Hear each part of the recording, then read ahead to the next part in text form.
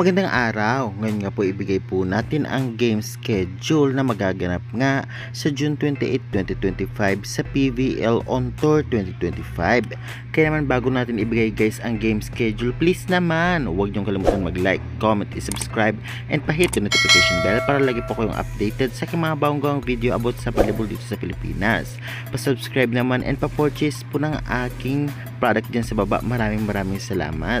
Alam naman nating PVL On Tour ito at kakatapos lamang nga ng laban na naganap nga sa Vigan City, Ilocos Sur, at ngayon naman Batangas City ang target. Kaya naman syempre wag na po nating patagalin pa, atin ang ibigay ang game schedule na magaganap nga sa June 28, 2025. Narito po.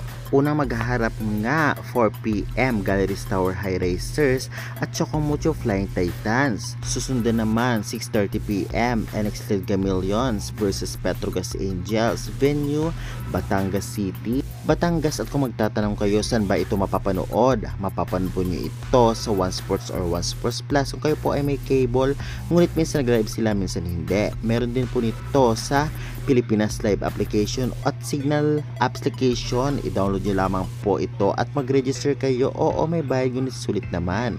At meron din po nito sa pbl.ph live. Siyempre search nyo and lalabas na po siya. Konting late lamang ng broadcast ngunit malinaw at po yung video.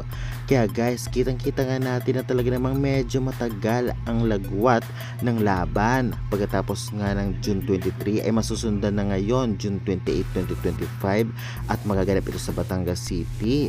Grabe, makakaharap nga ng Galleries ang Chocomucho at makakaharap naman ng NXT ang Petrogas Angels. Masasabi nga natin, malay natin, sumurpresa ang mga dating nasa lower rank team dahil sa mga nakuha nilang players galing sa drafting. At syempre, tiyak sobrang training ang ginawa nito para lalong mag-improve, para hindi na mapunta sa laylayan ang mga team na ito. Samantalang ang Chocomucho at Petrogas na alam naman natin mga palaban ay tiyak na talaga namang hindi papayag na mahuli na naman sa ranking, kaya naman gagawin ang lahat para manalo.